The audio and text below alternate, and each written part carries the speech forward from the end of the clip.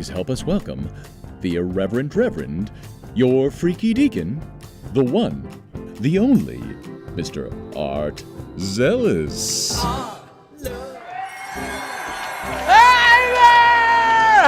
there, everybody! Thank you!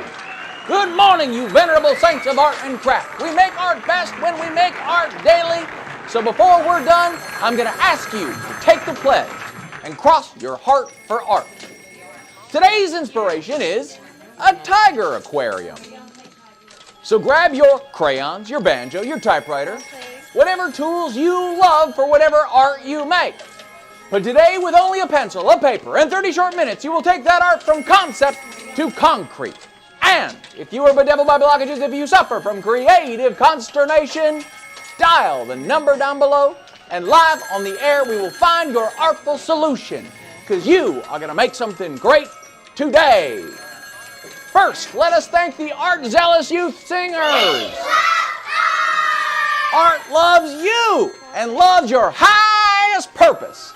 Let us thank good old Agnes on the organ, keeping our time today. Thank you, Agnes, and folks, a lady who needs no introduction. Hoot and holler, please, for my pretty wife, Belle. Here she is. That was a fake out. She's visiting her mother in Pasadena, but we love her and we're going to send our artistic wishes to her. So, friends, let's make some art. How do we start? Art resourceful! We are resourceful. Your skills are the most effective with the right tool in your hands. So first step is to grab what you need to make it how you want it. Plus a tall, cool drink, because the most important tool is you. Now folks always tell me, Zal, I got lots of projects that never get done. How can I start a new project? Well, how do we find the focus to finish? Art devoted! We are devoted. Here's the secret, friends. All great art starts in the butt. For a grand idea is nothing if one cannot sit down one's buttocks. So join me in the ceremonial shaking of the booty to bump loose the wiggles and distractions. Get them out, and sit. Congratulations, for you are now officially a serious artist. Now, folks always ask me, Zell, art's real smart, but how do you start? Art dreaming! We art dreaming. We imagine the outcome of your wildest success, already done and perfect. And you jot down what you see. Friends, before we can even doodle, we must dream. Say, hey there, perfect tiger aquarium. Don't you look dreamy? Sure do like your simulated natural habitat. That's a regular best of that biome. Look at that. Now, since tigers in zoos can be irresponsibly kept, we hope you will limit your creativity to stay-at-home tigers you have around the house and yard. And when you think of Tiger Aquarium, what is it you dream of? Jot it right down. Say, hey there, Tiger Aquarium, I sure do love your inventive viewing angles for both immersion and safety. Sure do love your plenty of areas for tigers to splash and play. Tiger toys and tiger amusements. Sure do love your suggestion of imminent danger with a luxurious viewing angle. Your tiger proximity with tiger immunity. And I love your gorgeous theming that reverberates with the tiger's innate rough playfulness. And friends, now that we have captured the ideal, we have got a roadmap to guide success no matter what happens. And how do we know that we're making it rightly? Art lightly! We art lightly. We learn what we are doing by doing. So whatever art you're making, be it song or sculpture or strawberry souffle, rough out your first ideas quickly and lightly. Now we'll take 5 minutes to meet the unfamiliar with a playful boldness. Set aside the eraser, friends, because nothing here is etched in stone. let's take a look at our jots. Okay, we got immersion and safety as our number one criteria. Next, the tiger toys and tiger amusements. Plenty of nice tiger areas, gorgeous theming, and inventive viewing angles. Those are our criteria for success in pretty much that order. So let's do some little thumbnails here. What are we thinking of? Okay, that's it's an aquarium. That's going to be your yarn. Now notice that there is not a strictly representational verisimilitude to these doodles. Nope, these are just the scantest suggestion of what I will eventually draw. I'm just getting them out on paper so that I can sort of put my tactile brain to work on the problem at hand. So I think the guiding motif that I am excited by here is the notion that, like every cat, the tiger will be fascinated by the box. And so let us use the box paradigm to think outside the box. Yes, what kind of box playland will invite the tiger's rough playfulness, but also allow visitors at home, to enjoy the maximum immersion and preferred viewing angle for tiger cavorting. So, let's go to this box concept. What's the best way to communicate that? I think maybe it's going to be an overhead view with potentially a couple side views just to show the idea here. So the overall concept is a box, and it's going to be subdivided by smaller boxes that the tiger can occupy and lay and play and cavort and frolic and just generally be the delightful mega cats they are. Because an aquarium's there to see, but you definitely want your first priority to be the happiness of the tiger. If you tell me you can have a tiger to look at, but that tiger's going to be unhappy, I'm going to pass on that. That's a hard no. No, I only want to look at ecstatic tigers. Now, I don't claim to be anything of a tiger expert, but if tigers are like any cats, they love laser pointers. So, how about some kind of ceiling-mounted turret gun that shoots a laser on the wall, a giant laser, not like a house laser, but like a bigger laser suitable for tigers, and that will entice the creatures to cavort and prance and to hop, to pounce and bounce about. And we're gonna have a little splash zone here because tigers like to splash, they like to swim. Maybe there's some fish in there that they could eat. That's fun. We'll have a little area here that's more of a den or a cuddle pit, and then it's got like soft areas, areas that a tiger would find soft. Tigers are inordinately tough and fierce, so I'm not exactly sure what that would be.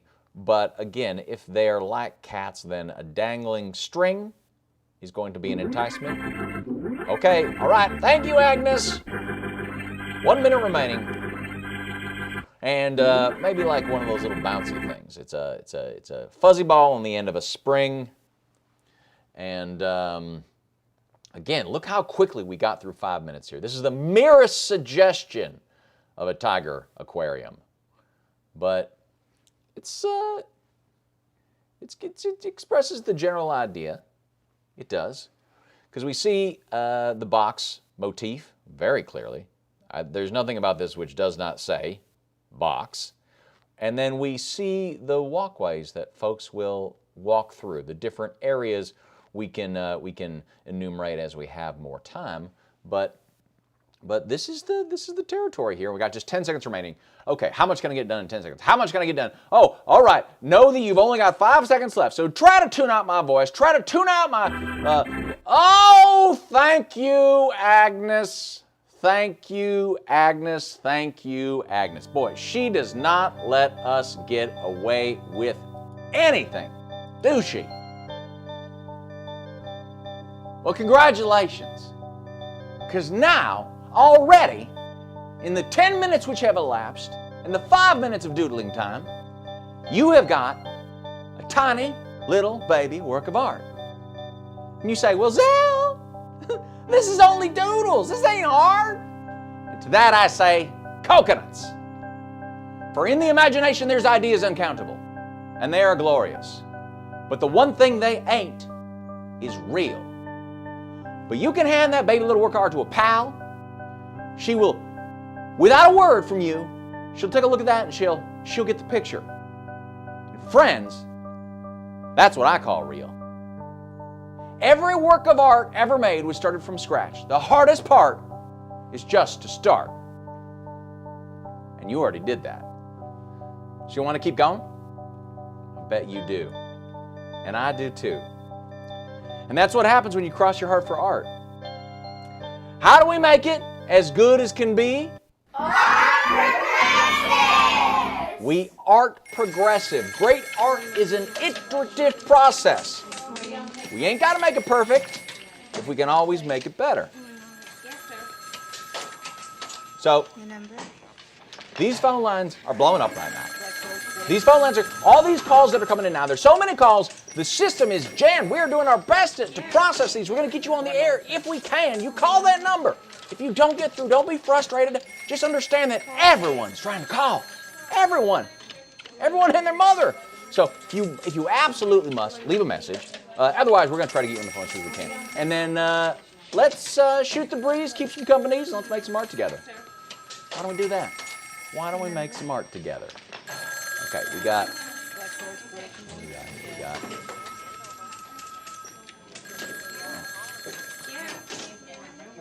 got 25 minutes remaining. And folks, the Creative Confessional of the Airwaves is now open. Call that number with any artistic worry, big or small, and we will strategize your salvation. You've got crafting consternations. We have your artful solutions, and everyone's trying to call. So if you must leave a message, please do. Please do. So we're going to go back to the box motif here.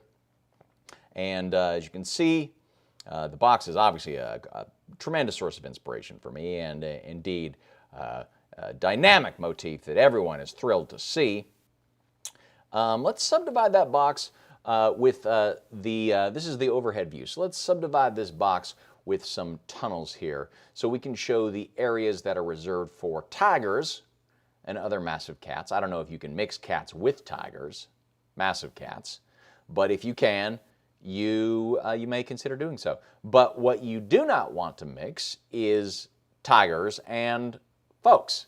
So let's designate which area are the human areas and which are for tigers. Oh, we got a call coming through. It's a, okay, all right. It's a message. All right, thank you for patching it through. Hey, Art, this is St. Jonathan out of Escondido, California. Love the broadcast. I'm having some success with my new feature film, The Festival Darling. How do I get to the next level? Keep doing your amazing work.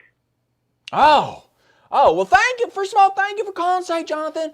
I am so proud of you. Congratulations on your success. This must be some feature film that it is getting so much excitement on the festival circuit. So congratulations to you. That is a real accomplishment to make a thing of that scale, and then even for it to be well received. Congratulations to you. You are really entitled to your pride. Now, your question is, how do I get to the next level? Okay, well, that's a great question, and it's certainly one that I have asked myself. I believe it's one that every artist is asking of themselves. How do I get to the next level?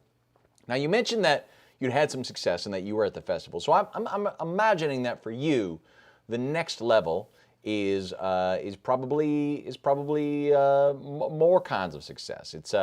It's maybe not necessarily in your thinking an elevation of craft, although certainly greater craft and more sophisticated craft is always enviable and always can only help you work towards your goal. But I think what you're probably talking about is how do you do the next thing? I wish you'd said what the next level is for you. But let's assume that it's more kinds of commercial success. It's bigger movies. Perhaps you wish to now I may be dead wrong about this, but perhaps you wish to direct a giant franchise piece.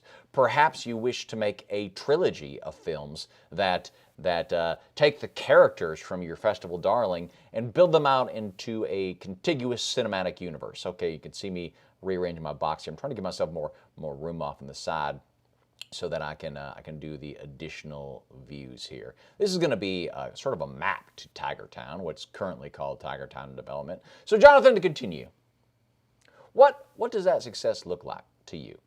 I'm sure that you've got it in your mind, but the advice that I am inclined to give to you, in addition to just keep on doing what you're doing, keep making art every day, take the pledge, cross your heart for art, make art every single day. That is a way to achieve artistic mastery. It's an actionable plan that you can carry out. I think you could probably benefit from a mentor. And again, that's something that a lot of artists can benefit from. We can all benefit from a mentor. I mean, we have mentors. We have mentors that are unspoken, unacknowledged. Most of our mentors may not know that we exist. Some of them may not even be alive, but we can take inspiration from studying their work. We can learn lessons from the history that they have lived and the progress that they have made. Every artist learns by studying the masters, and so that's something that you can do. But I think that you have an opportunity to perhaps even find a living mentor and a mentor that you can meet, a mentor that you can talk to. Because making movies is an artistic endeavor of such scale that it must be a social process. You must be able to shake the hands and kiss the babies and grease the palms and all of those lurid sounding things that are required of you in Hollywood, California. So find the person whose trajectory is enviable to you. Perhaps this is a person who is within your grasp. Perhaps it's a person who's a degree or away or two away from you. Someone who's a little bit better or somebody who's a lot better. And find a way to respectfully approach them and ask them a question. Don't start with the giant ask. Will you be my mentor? Sure, but will you be my mentor? I will sleep outside your cave door until you allow me entrance. Don't start with that. Just start a conversation. I mean, you may have one of those experiences where you get there and you find that the artist is quite different from the art, and it doesn't seem like it's going to be a fruitful mentorship. Indeed, any mentor worth their salt is going to be reluctant to take a person on sight unseen because that's a gigantic obligation. But I have confidence that because of your obvious faculty with social mechanisms and because of your current success, that the doors that have opened for you already will permit you to open the doors which lie ahead. And for that, boy, I am so grateful and so proud and so impressed. So thank you so much for calling St. Jonathan Escondido. I know you're going to get to the next level, and when you do, I hope you give us a call. I look forward to seeing you next Sunday. Thank you for all that you do. Thank you for calling. Okay, we got our walkway right in here. And this is sort of the grid-based box system. Not only is it easy to draw in 3D, but the box conceit, iterated throughout all of the design elements, help you to treat the Tiger Aquarium as modular.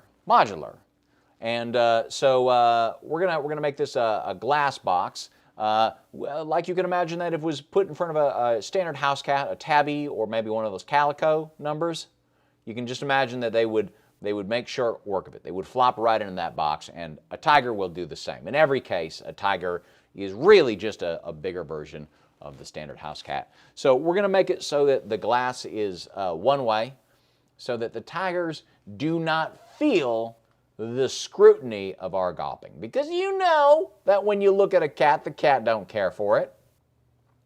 And the same thing is true of that. And to say nothing of those rude people who would use flash photography. You think of those poor tigers getting flashed at all day long. That must be very, very undesirable. I don't think that's probably for them. So we're going to make that a one-way glass enclosure. And you can see here that we have two hallways, two compartments and sandwiched between them is a third compartment, which will be our walkway. So think of this as like one of those aquariums where you're walking through a glass tube and you got glass overhead, and you got a gallon of sharks over you, and you got scuttlefish to your left, you got octopi to the right. It's the same sort of basic deal, but it's going to be tigers, of course. And then our next challenge is to find a variety of areas that will satisfy our other success criteria, right? So that's splash areas. Oh, I'm sorry. Our success criteria are immersion and safety first. We immerse the visitor by allowing them to walk through the walkways that have tigers on both sides and perhaps above. Tiger toys and tiger amusements, that's number 2. Is this going to be fun for our tiger friends, our tiger companions? No, let's say friends. Let's say friends. Companions assumes that they know that they're being befriended. And because of the glass enclosure, it is unclear that they do know that. All right, okay, thank you, Agnes. Okay. Well, apparently I was lingering on a subject a bit long, and that's 15 minutes. We got 15 minutes remaining here, and I thank her for her persistence. She is keeping us on track. We're going to have plenty of nice tiger areas here. Plenty of nice tiger areas here. And what are we going to do if we turn this into the Zoological Society Guild and we say, can we please speak to your tiger department? I've got a tiger aquarium. I wish to register. And they look at it and they laugh at it. They're like, you don't know the first thing about tiger boxes. And I say, do you know who you're talking to? But rehashing that old fight is not going to help us. I think more important is focusing on a solution here, which is why I ask you, how do we happily handle the hate? Art kindly! Yeah, we art kindly. So what if I'm not a tiger expert?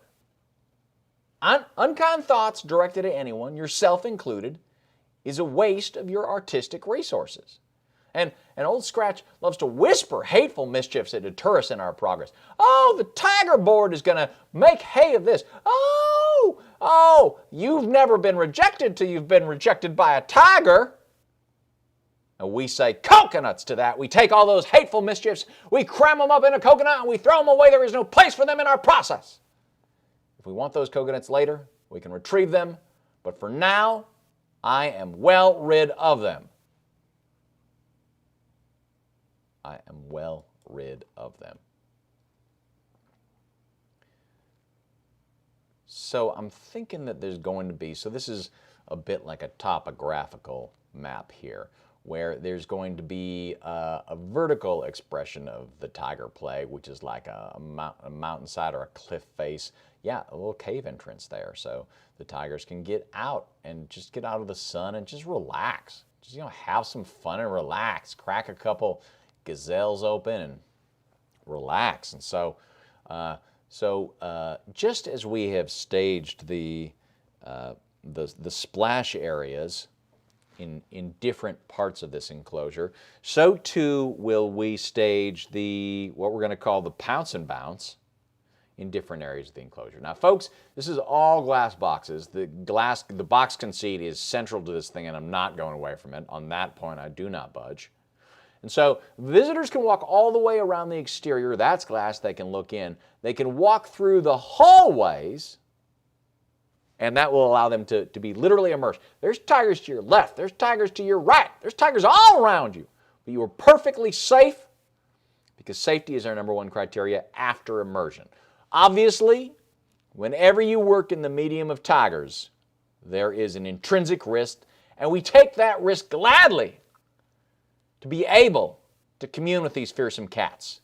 It's exhilarating, and I wouldn't trade it for the world. I hope I die by tiger. I know it's maudlin to talk about one's own death, but I really hope that's how I go. I want to go by tiger.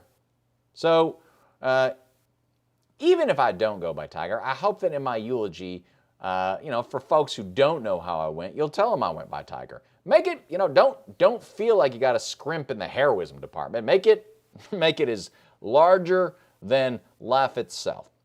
So you can see that we've staged the pounce and bounce. We've got a central area there, which will give us a 360 view area, right? You can see it from every side as well as from the exterior here. And then we've also got a high-backed wall that will provide us shade for the tigers to luxuriate. As the front is how most visitors will be approaching this enclosure. It will allow us to stage the initial view that they see as one of Tigerian grandeur.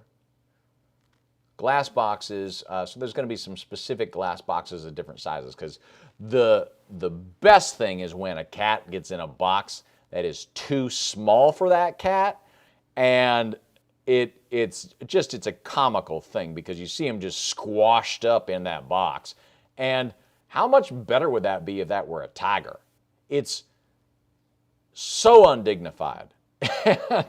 And to see a creature with such presence doing something so derpy is that's high juxtaposition and contrast. It cannot but delight viewers. Oh, I wish we were there now. Oh, I wish we were standing at the tiger box enclosure. Oh! Soon enough. Soon enough. That's right. Soon enough. Oh, and, normally now... Okay, all right. Normally now we would have Sunday school bell where I try to trick my beautiful wife with brain teasers, put her on the spot, get her on camera, talk to you. You call, you're talking, and you don't want to talk to me, you want to talk to her, but she's at her mother's. Naturally, her mother does not care for me. I guess in some regards, her mother perceives me as a distrustful presence, but that's okay because the daughter loves me enough for her mother and her daughter combined. So I say to you, Gertrude, that ship has sailed. There's a ring on that finger, Gertrude, so if you want to poison your daughter against me, just because I have a checkered past, just because I'm a man who has seen the world, well, you have already lost that battle and you do not want to take me on. Yes, you're an elderly woman. Yes, I'm a man in my prime. No question. Yeah, that makes me an unsympathetic combatant. I see that. But you have to make a display of strength if you don't want these, mother-in-law types throwing their weight around. We are completely. That's right. When the distance to done seems impossibly far, now we've got 9 minutes and 25 seconds remaining. Focus on your next steps and keep moving, for it is the doing that gets it done. We got 9 minutes remaining. Let's see how much ground we can cover in that time. This is going to be the spring apparatus which the tigers will bound up and down on. So you've seen them, they're like a fuzzy ball in a spring. I'm wondering if we can't use sort of a palm tree motif, because the palm tree, a standard palm tree, does have diagonal lines and stripes and striation on it, which I think will have a visual kinship with the diagonal slashes of a spring. And then the fuzzy ball is the most recognizable element, and I think that if we make the palm fronds resemble that, then I think we're halfway there. Okay, so gorgeous theming. I feel like that's our fourth criteria for success, 4 out of 5, and that's probably the area where I perceive that this has the most room for improvement. I don't feel like there's a cohesive tiger theme. Besides the conceit that tigers are just giant house cats, which, though funny and brilliant, is also not Tiger 101. So you run the risk of losing people, but that's okay because once they see it, they're going to be convinced, right? They're going to be going home to the Gertrudes in their lives and say, "Ma, you got to see this thing. I'm not even going to spoil it for you. It's hard to explain." But do you like tigers? Do you like tigers? That's right. That's right. All right, we got 7 minutes remaining here. So what is also fun to watch a tiger do? It's fun to watch a tiger pursue and eat a gazelle. That's the killing skills that make them such a fascinating real-life monster. And so what if there was a feeding area that had some sort of fast, you see those speed lines, exotic Robotic, exotic robotic. Edible, meat-based giraffe. Giraffe. Why don't I have any giraffes in here? That was a slip, but I think my subconscious, I think I had done the work. I think I had served my time becoming a student of the tiger, and my subconscious burbled up the right answer here, which is giraffes. What are we doing with giraffes on this thing? What if we took the palm tree spring and made that like a giraffe neck or something? So the tiger was tempted to spring upon the head, and I don't know. But a giraffe is a thing. Giraffe is it's ripe for the picking. It's also it's on a different plane. It's going to be higher than a lot of the other visual elements, so it's great for staging a variety of things, leading the eye around the space by making a central point of focus. This, of course, is the giant yarn apparatus. Perhaps it's a swing. Perhaps the giant yarn, I mean, they swing them back and forth. It has a pendulum attribute to it, and the tigers can leap and bound for it. But then also, it's possible that they can get up on top of it and laze on it. Do you think that was something that a tiger would like to do? I don't think so. I think I'm chasing the high of the giraffe development. And I'm trying to recapture that giraffe energy that we had. And, well, giraffe don't strike twice. Okay, we got some splashing elements here.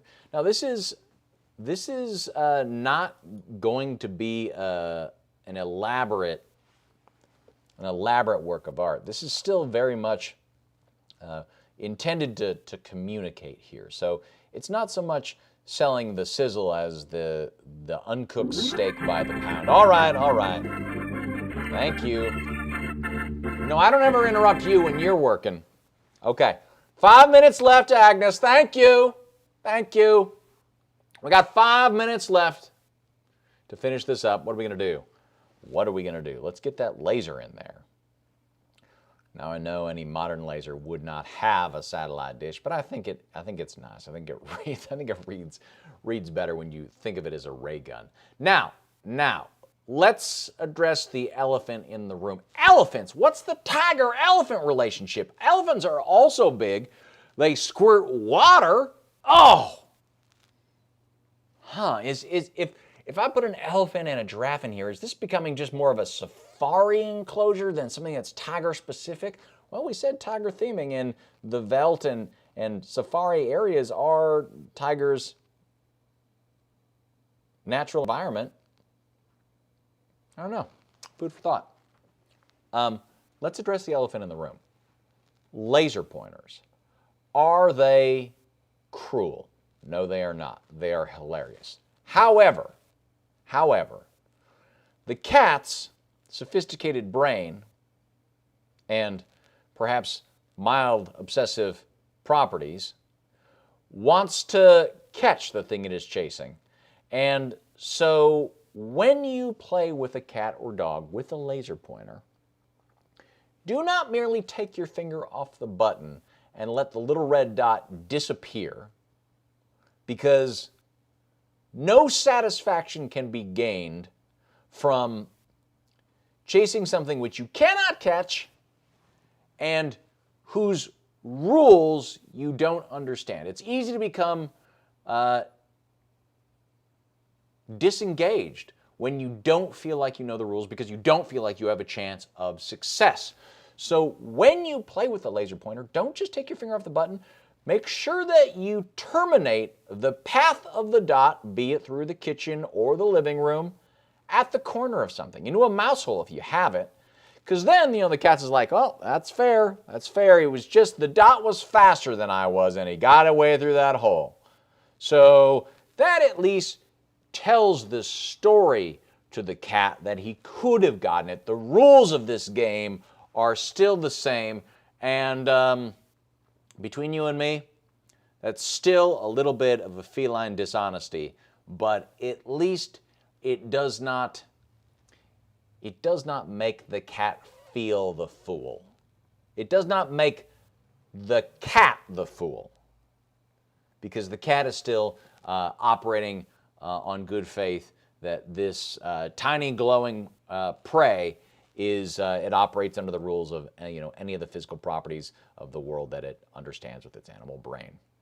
So I'm going over here just with a quick highlight here. This is more of a legend here because I've got the descriptions. I've got some of the descriptions near the items, notations near the items, the activity areas, and then I've got some on the outside. So this is just sort of a legend so that you could see, oh, edible robot gazelles falls into the category of animal tiger toys and amusements. So what are the attractions to see here? Okay, we got that, and that's why we're using that. So it's this is all it has to do is to communicate, and we know it will do that very, very well. And we have got just 1 minute remaining. What do you think about that, Agnes? Now I'm telling you what time it is, huh? What do you think of that? Okay. Okay. All right, okay, I didn't do it as well as you. That's okay, all right, thank you. Always got to get the last word. Okay. What are we doing here? We're wrapping it up here. Okay, so I'm just going to do a little bit of outlining here. I'm going to just go ahead and do the mirror suggestion of the box, show where the entrances are, what the hallways are, because we go back to our criteria for success. The number one here is immersion and safety. Show why this is preferable to other kind of tiger enclosures, that you're going to be walking through the areas. Even before you know about the boxes, know that you're going to be walking with tigers all around you, and wouldn't that be something? We got just a scant seconds remaining here. Will I be able to communicate that in the time that I have? Perhaps, perhaps not, but that is the challenge, my friends. A work of art is never done. You only run out of time. And run out of time we have. Art proudly! Art proudly, that's right. Look at my tiger enclosure here. Is it beautiful? Well, perhaps not. Is it original? Well, perhaps not. Is it tiger safe? Most certainly not. But I am proud of it, and I love it. Every time we make art, we put ourselves into that, art friends. So art proudly. You are better than you have ever been, and you are still getting better. Do not apologize for being where you are. Do not let perfect be the enemy of good. Even your very favorite artist once was a beginner. We want to see what you made. So you take a snap, you send a picture of that to the number down below, maybe we can show it on the TV. All right, let's take a look here. What do we got here? Oh, here we got some viewer stuff. Oh, I remember this. Oh, this is like a best of reel here. Okay, all right. Clearly, when Belle, who is the brains of this operation, goes to see her mom, everything falls apart. So we're just going to look at a best of reel here. We got Saint Breakfast Machine of Glendale's tiny house in a giant fruit. Look at that. It's on wood. It's so pretty. Look at those windows. Look at that paint. Real artful work there. And I wouldn't be surprised if he built the deck too. Then we got, oh, St. Shirley at Glendale with her close enough fake ID. Ain't that nice? Well, that's real nice. So you can see it expires 7/2/21. Oh, just a couple days ago. We got her birthday there. We got her signature, which is Poo Poo. It's Class A, so back off, folks. We got St. Sawyer of Mount Olympus sent in her close enough fake ID to the Cat Police. I wonder if the paw prints up at the top are sort of the signature. It's like on your driver's license, you sign it, and so how you would do that if you were a cat cop is with your paw print. Very artful, St. Sawyer. We got St. Henry of the Valley in the world's finest treehouse. Beautiful, St. Henry, beautiful. Look at that. You got two people. Both of them got triangle dresses. Can you imagine showing up to a treehouse and another stick figure is wearing the exact same triangle dress as you? I would be mortified. Got St. Bishop of the Airy Butte and his amazing dog roller coaster. That's beautiful. Look, that's beautiful. Goes through the hamper. Goes around the chocolate bars, the chocolate bar graveyard. Ooh, this is so good. Chocolate bar graveyard. I'm writing that down. I'm stealing that. And we got same breakfast machine again with his lost neighborhood lost and found poster here. Oh, I love this one. This makes me laugh. He is a funny guy. He is a funny guy. Friends, we art daily. That's right. You knew it was coming. I am asking you right now, in this moment, to make a pledge to make art every single day for the rest of your life. This is no joke. This is a lifelong devotional practice to the divine power of creation. Friends, talent is nice, but great work requires skill. Skill requires repetition. Repetition requires habit. This is what you came here to do. Listen, I know it's scary. I know it's scary. Doing everything every single day for the rest of your life. Oh my gosh, it staggers the imagination here. But what scares you more? To cross your heart for art, or to have something great inside of you that never gets to come out? That terrifies me. Now, this will help you to claim all glorious gifts of creativity, health, skill, personal development, self-transformation, and connection. And it can be just 5 minutes. Anyone can do it. What I promise you, if you cross your heart for art, is a real, actionable path to mastery in any artistic pursuit. Won't you join me? Please call the number down below and cross your heart for art. Well, friends, back in the old days, we'd all leave this tent. We'd have a big pancake breakfast and some artistic fellowship. Strong coffee, fresh juice, and infantilized. And soon again, we will. But for now, Sunday noon is our honeymoon. And darling wife, I hope you're watching. Gertrude, I hope you're watching too. Look how I filled out, huh? I'm not a scrawny runt anymore. Look at all the people who love what I'm doing here, Gertrude. Where's your church, Gertrude? Please join us next week when we make, finally, a hat that helps you sleep. Goodbye, friends. Goodbye.